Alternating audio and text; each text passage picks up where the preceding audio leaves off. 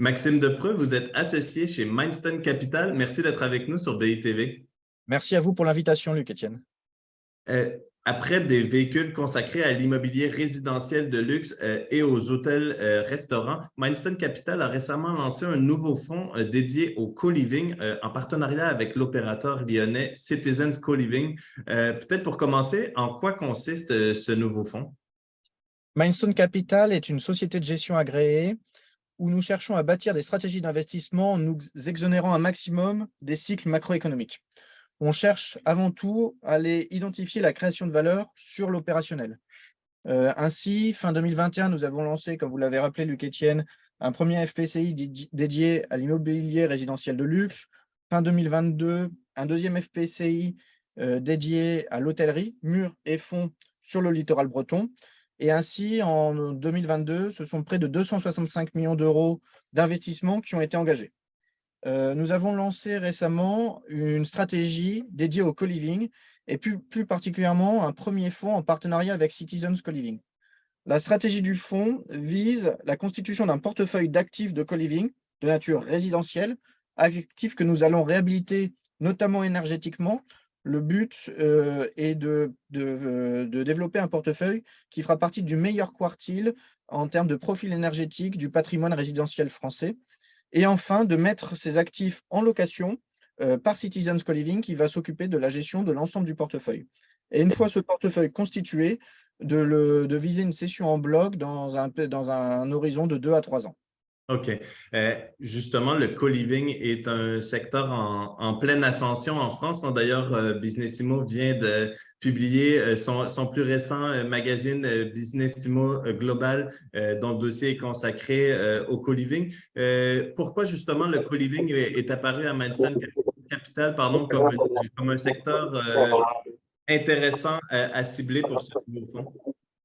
Chez Mindstone Capital, nous avons une approche très opérationnelle qui consiste d'abord à analyser le segment de marché, à valider la thèse d'investissement sur le sous-jacent opérationnel, puis à dimensionner le véhicule d'investissement, à aller collecter le capital avant de déployer la thèse d'investissement. Ainsi, avant de lancer le véhicule que nous venons d'annoncer récemment, cela fait un peu plus d'un an que nous travaillons sur le sujet du co-living, avec un premier angle qui est le sujet de l'immobilier résidentiel locatif. C'est un marché en forte tension, avec une tension qui s'est accrue depuis plusieurs mois. Ainsi, en 2022, il y a eu une augmentation du nombre de demandes de location de logements de plus de 54%, simultanément avec une baisse du nombre d'offres de plus de 10%. Et cette tension continue à s'accroître, puisqu'en 2023, le nombre d'offres continue à baisser de plus de 17%.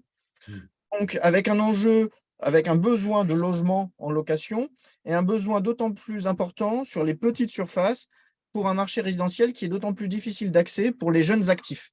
C'est ainsi que nous sommes arrivés sur le sujet plus particulier du co-living, avec cet enjeu de pouvoir proposer une offre de logement résidentiel locatif pour plus particulièrement les jeunes actifs. Mm. Une fois qu'on était arrivé à ce sujet générique, il y a eu un enjeu d'aller analyser les géographies les plus pertinentes pour nous en termes d'investissement avec les bons partenaires opérationnels. C'est comme ça que nous nous sommes intéressés de manière plus fine sur le Grand Lyon et le Genevois français, puisque Lyon, qui est évidemment la deuxième ville de France, est également la ville la plus tendue en France d'un point de vue résidentiel locatif, avec presque 9 demandes pour chaque offre de location. Et en parallèle, un partenaire spécialiste, expert, Citizen Co-Living, qui a développé depuis plusieurs années un parc de plus de 500 chambres qu'il gère désormais. Et justement, en termes vous parlez de localisation, il y a aussi la question du produit qui est très importante. Le co-living est encore émergent en France. Il prend beaucoup de formes différentes, de différentes tailles, de différents concepts, de différentes façons de l'opérer et de le définir. Quel type d'actifs, justement, de co-living vous souhaitez cibler avec ce véhicule? Nous partageons tout à fait votre constat, Luc-Étienne, qui est d'ailleurs constat qui avait été repris dans la dernière édition de BIG, sur la diversité des réalités opérationnelles derrière le mot co-living. Il y a des diversités à la fois en termes de produits et en termes d'offres.